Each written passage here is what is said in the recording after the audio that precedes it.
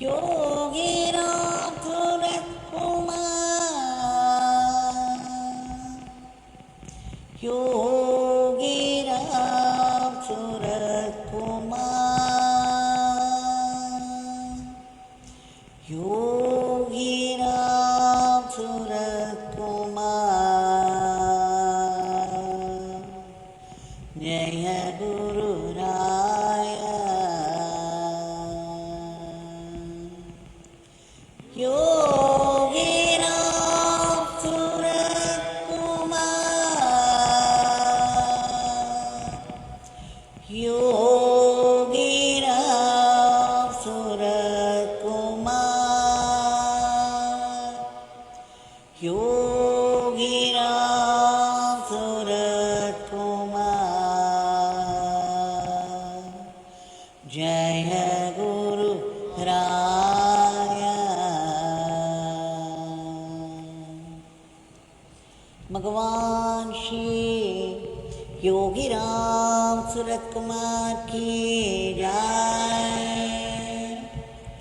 सर्वं योगीराम सूरत कुमारार्पणमस्तु।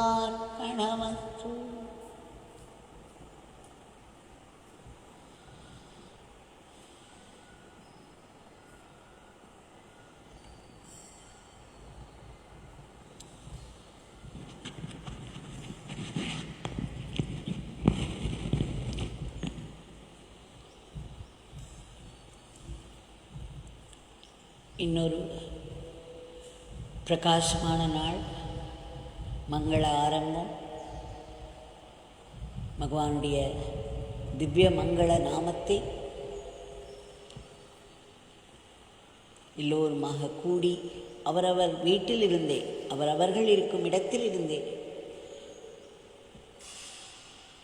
பாட முடிந்தது. பகவானின் பேரருளினால்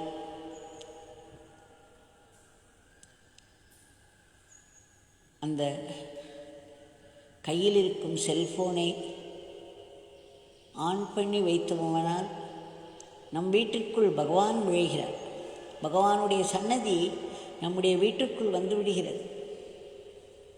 நம்முடைய மனதை நாம் திறந்து வைத்தோமானால் பகவான் நம் உள்ளே வந்து அமர்ந்து நம்முடைய மனதையே அவருடைய சன்னதியாக ஆக்கி கொண்டு விடுவார்.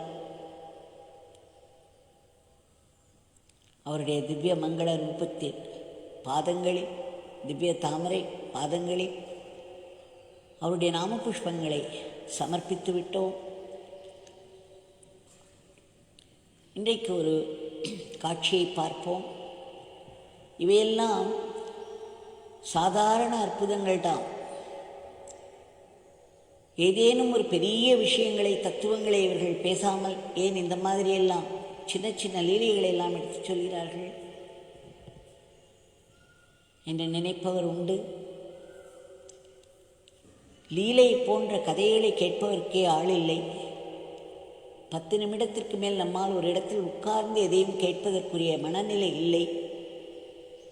எல்லாமே நமக்கு வேகமாய் செய்யும். இந்த வேகமான காலகட்டம் இந்த லீலைகளை நான் சாதாரண லீலைகள் என்றாலும் சாதாரண அற்புதங்களாய் தோன்றலாம். ஆனால் அவை அற்புதங்கள். நம்மை மீறிய சூழ்நிலையில், நம்மால் ஒன்றும் செய்ய முடியாத நிலையில் இறை அருளானது எப்படி அந்த காரியத்தை செய்விக்கிறது என்பதை தினம் தினம் பார்த்து வருகிறோம்.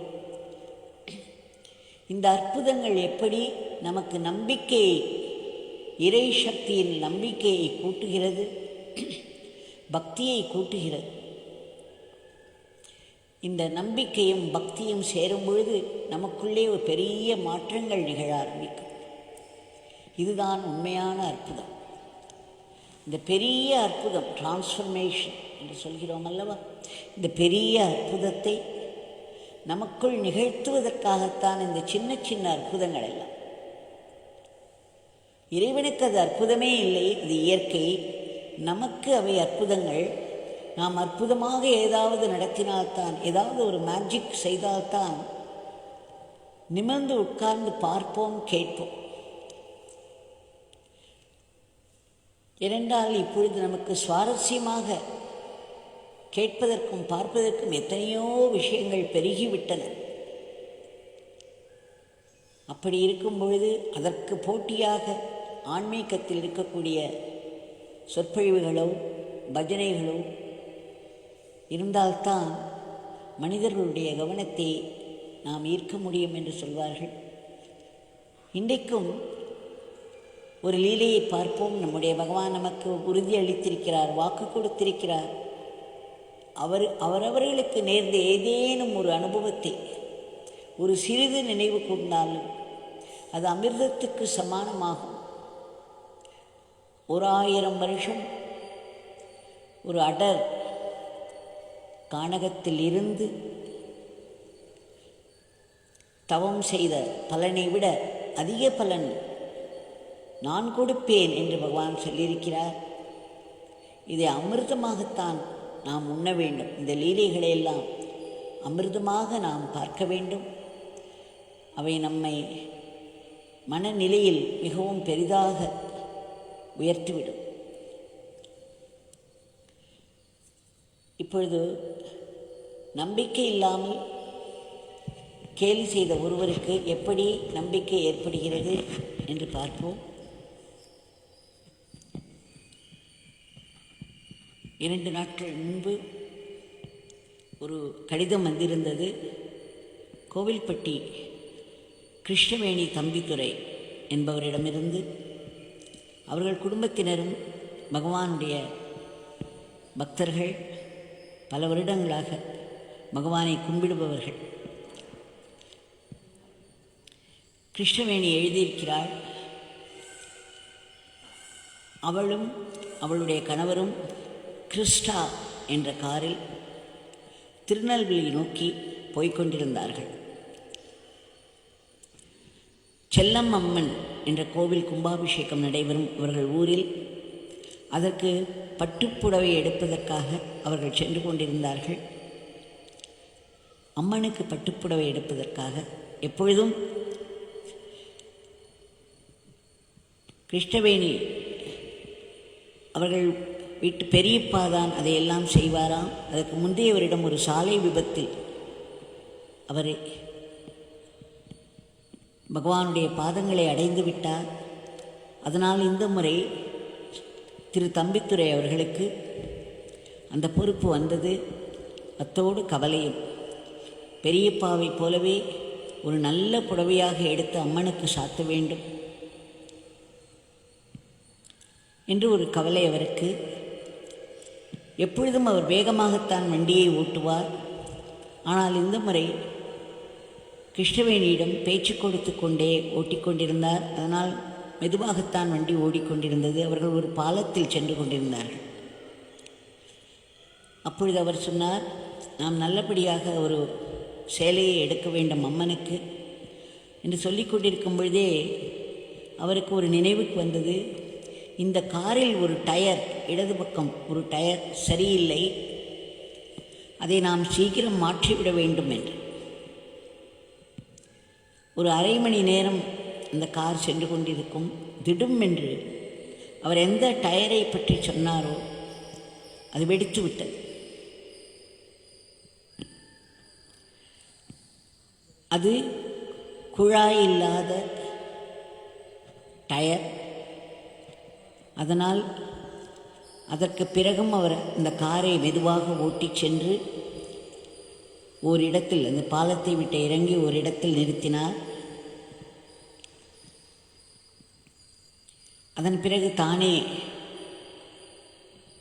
கீழே இறங்கி அடியில் இருக்கும் இந்த ஸ்டெப்னி டயர் என்று சொல்வார்கள், அதாவது ஸ்பேர் டயர், ஏதேனும் டயருக்கு ஒன்று ஆனால் அதற்கு ஒரு மாற்று டயர் வைத்திருப்பார்கள்.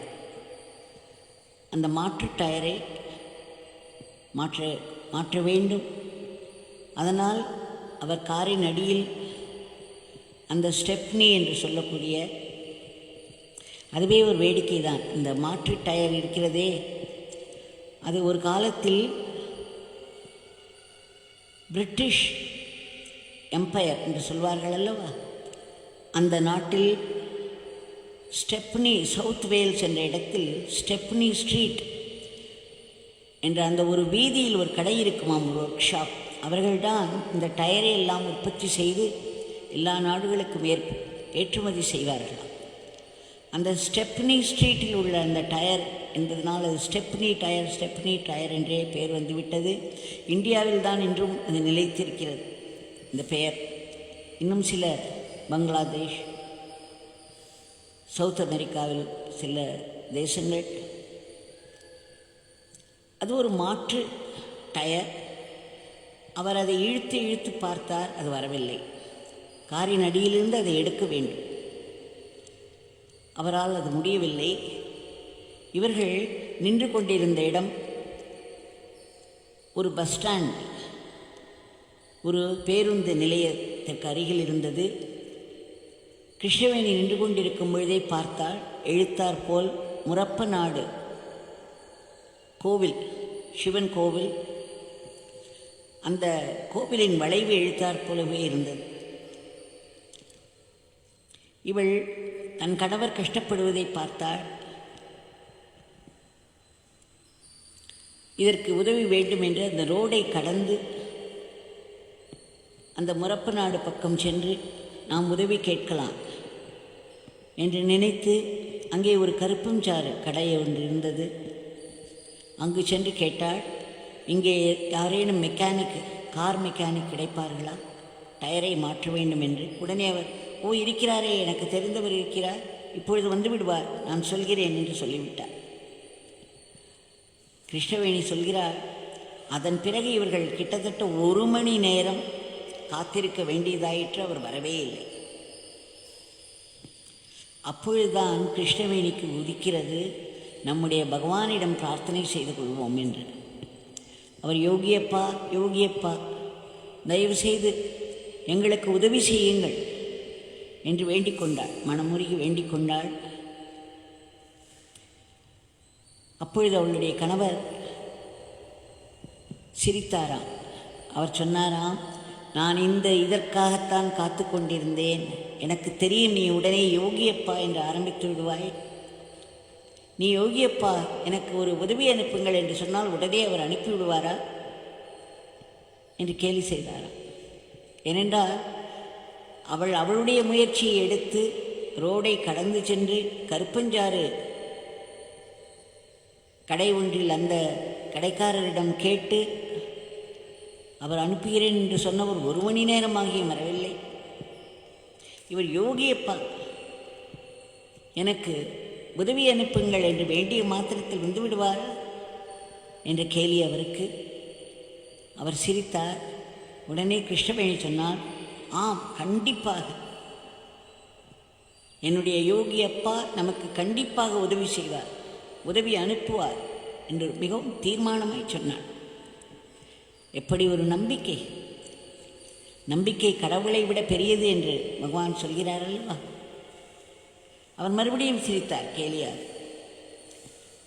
அப்பொழுது ஒரு சில நிமிடங்களில் ஒரு வெள்ளை கார் ஒன்று அவர்களுடைய காரை கடந்து சென்றது.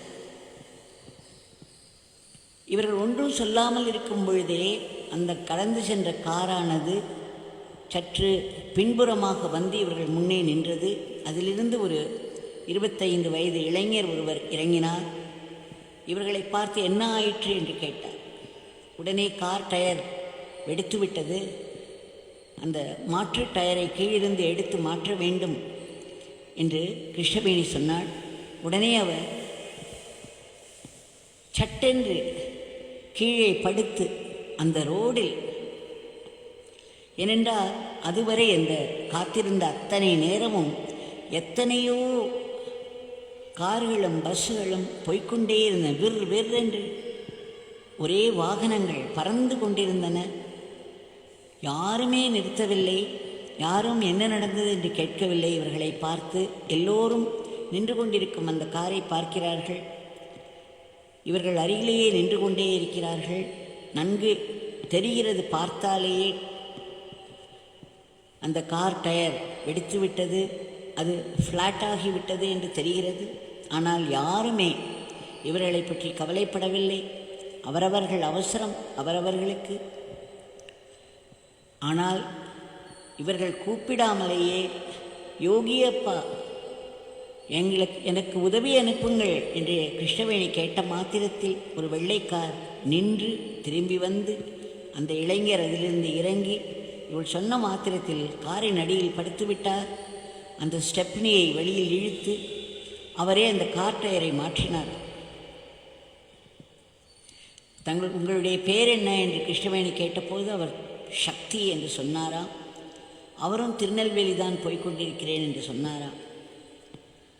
இப்பொழுது நினைத்து பாருங்கள், கிருஷ்ணவேணியுடைய கணவருக்கு எப்படி இருக்கும்? இவள் கண்முன்னே தான், அவருடைய கண்முன்னே தான் கிருஷ்ணவேணி வேண்டிக் கொண்டாள். சில நிமிடங்கள் தான் ஆகியிருந்தன. அத்தனை நேரம் 1 மணி நேரத்துக்கு மேலாக அங்கு நின்று கொண்டு எதுவும் செய்ய முடியாமல் இருந்த அவர்களுக்கு உடனடியாக இவர்கள் கூப்பிடாமலேயே ஒரு கார் வந்து நின்று இத்தனை உதவி. அவர் நிமிடமாக அதை மாற்றிவிட்டார். பிறகு விடைபெற்று சென்று விட்டார். அந்த காரில் மேலும் சிலர் இருந்தார்களாம். யாருமே அதில் இறங்கி வரவில்லை. இவர் மட்டும் இறங்கி வந்து இந்த காரில் இந்த டயரை மாற்றி கொடுத்து விட்டு, சிறிது தண்ணீர் கொடுங்கள், கை கழுவ வேண்டும் என்று அது மட்டும் கேட்டு வாங்கி கை கழுவி விட்டு அவர் சென்று விட்டார். இப்பொழுது கிருஷ்ணவேணி பார்த்தார். அவளுடைய கணவர் கை கூப்பினார். நான் நம்புகிறேன், உன்னுடைய யோகி எவ்வளவு விரைவாக வேலை செய்கிறார். எப்படி நிமிடத்தில் எல்லாம் நடந்துவிட்டது. நீ கூப்பிட்ட மாத்திரத்தில் எப்படி இத்தனை அழகாக நடந்துவிட்டது.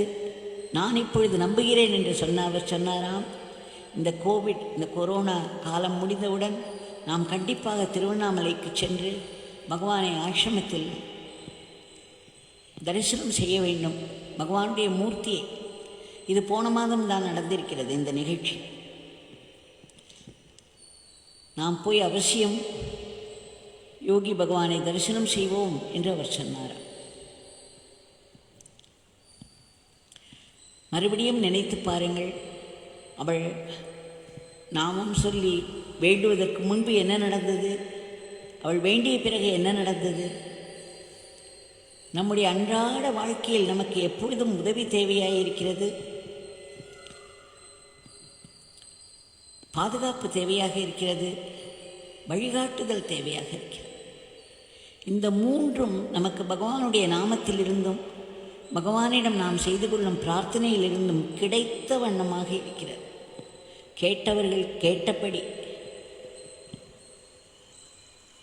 இது நமக்கு எப்பேற்பட்ட ஒரு அருள். பகவானுடைய நாமம் நம்மிடம் இருக்கிறது, பகவானுடைய பேரருள்.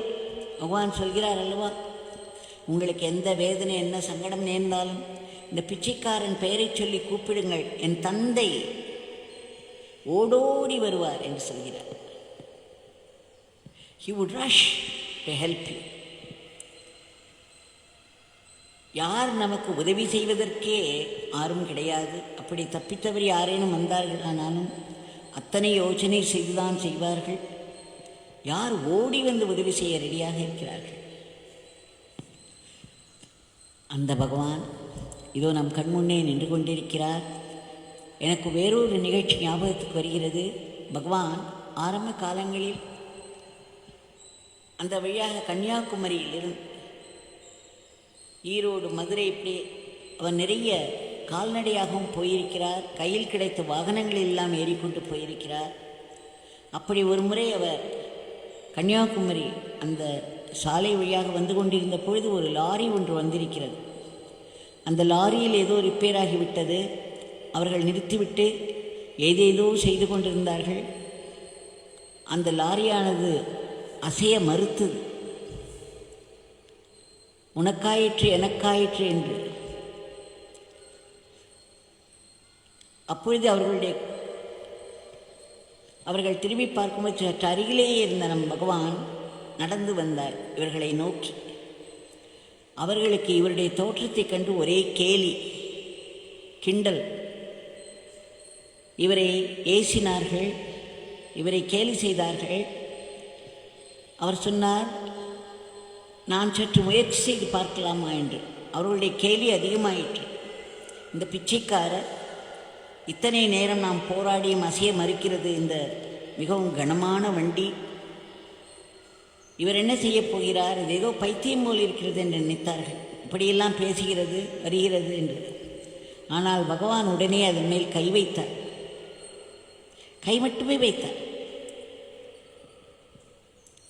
அதன் பிறகு அவர் சொன்னார், டிரைவரை ஏறி நீங்கள் ஓட்ட ஆரம்பியுங்கள் என்றார். டிரைவர் ஏறி உட்கார்ந்தவுடன் வண்டி கிளம்பிவிட்டது. உடனே அவர்கள் எல்லோரும் கைகூப்பினார்கள். நாங்கள் தவறாக உங்களை கேலி செய்து விட்டோம், அறியாமையில் செய்தோம். நீங்கள் இவ்வளவு பெரிய மகாத்மா என்று எங்களுக்கு தெரியாது, எங்களை மன்னித்து விடுங்கள் என்று கேட்டுக்கொண்டார்களாம். எத்தனை கஷ்டங்களை, எத்தனை அவமானங்களை, எத்தனை ஏச்சு பேச்சுக்களை நம் பகவான் சந்தித்திருக்கிறார்.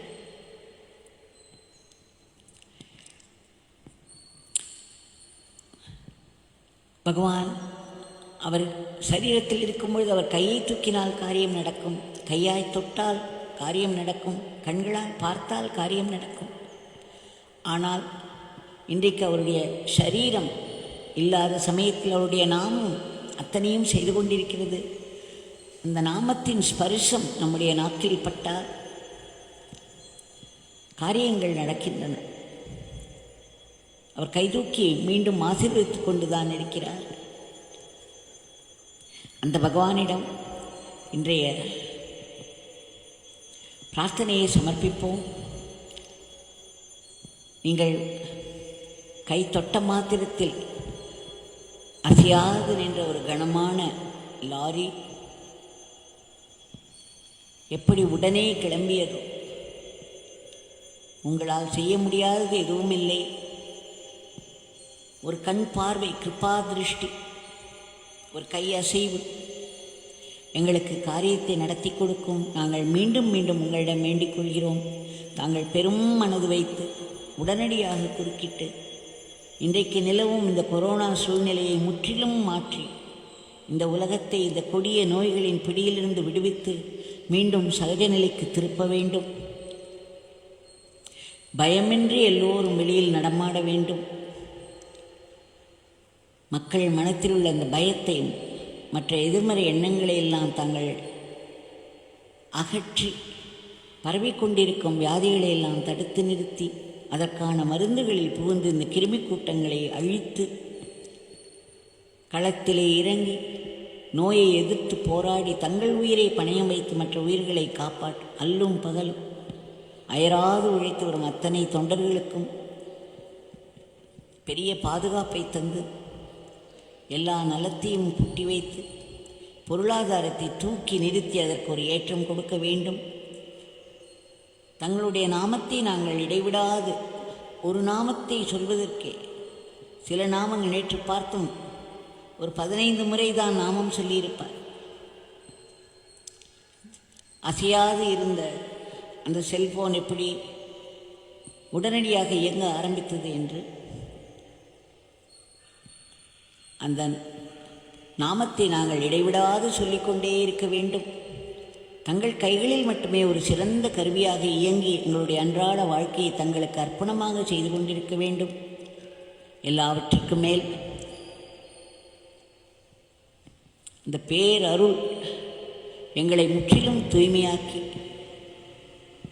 எல்லாவற்றிலும் எல்லா இடத்திலும் எல்லா நேரத்திலும் தங்களுடைய இருப்பை மட்டுமே, தங்களுடைய கருணையை மட்டுமே, தங்களுடைய லீலைகளாக எல்லாவற்றையும் பார்க்கும் அந்த பெருநிலை, அந்த தூய்மையான மனதை தந்தருள வேண்டும் என்று மீண்டும் மீண்டும் ஆத்மாத்மாவை பிரார்த்தித்துக் கொள்கிறோம். ஜெய் யோகிராம் சரத்குமார்.